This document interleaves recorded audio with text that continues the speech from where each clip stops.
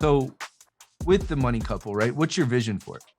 Yeah, so our vision is really honestly just create thriving marriages, right? So over 50% of divorces end or marriages end in divorce because of money, right? They cite money in the vast majority of those.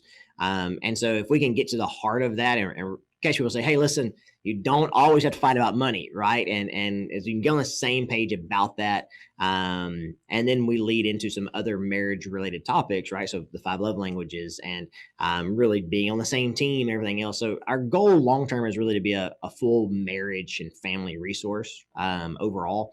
So we have a guy coming on board with us who's a licensed family and marriage counselor. Who's going to be help providing a lot of the psychological side of it as well. And so that's really our goal long term is to provide some really great resources and that you can kind of grow with as a family, activities for families, activities for couples, and really just try to create thriving happy marriages. My Mhm. wife and I teach a newlywed class at our church on Wednesday nights. And so we deal with this firsthand, these people who are freshly married, been married less than 5 or 6 years. And so, we see a lot of these same struggles that they may get. Yeah. Yeah. So long-term vision for the money couple is really to be a marriage resource across the board Yeah. for the whole families, create thriving, happy, successful marriages. And whether that starts, in the money situation or money is just a factor in it.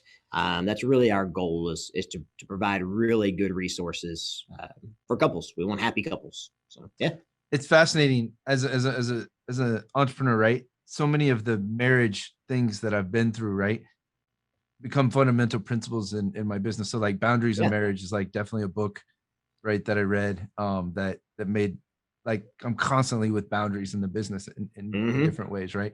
And so I find like there's different things like what I'm trying to think of the name of the authors, Henry Cloud, I think it's Charles Townsend. Maybe I got the names wrong, but they do like making small groups, right? yeah. With and that's been like a cornerstone of like how I run my business and different things.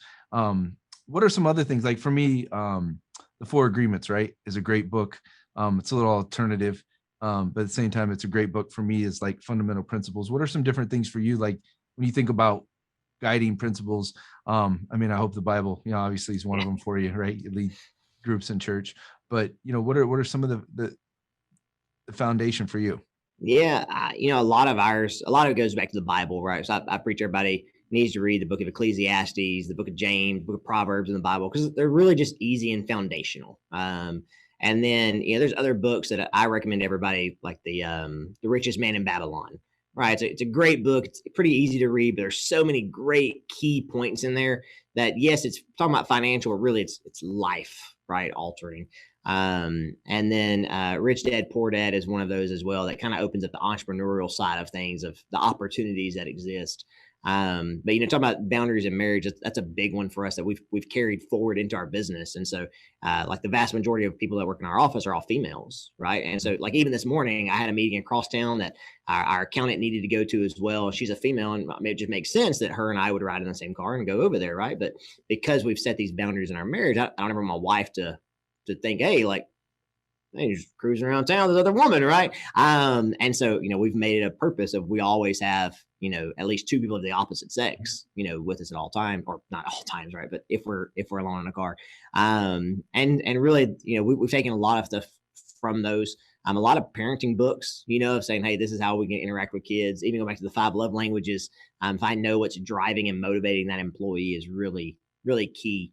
I'm an audiobook fiend. And so when I was like 19, I started listening to audiobooks, went through almost all the CD books at my library, and then went to the town next door and got a library card there and almost went through all their CDs.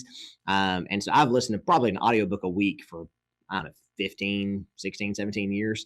And so authors get a little hazy, books even get a little hazy, but I just try to consume as many of them as I can. And, there's been a lot of really good knowledge that comes from it. And I'm a big audio, like I said, big audiobook fiend, but I preach it to everybody. Like it's a great way to learn on the go, right? So in the car, at the gym, mowing the yard, whatever it is. And there's just a lot of really good principles like from John Maxwell and some of his books. And yeah, well,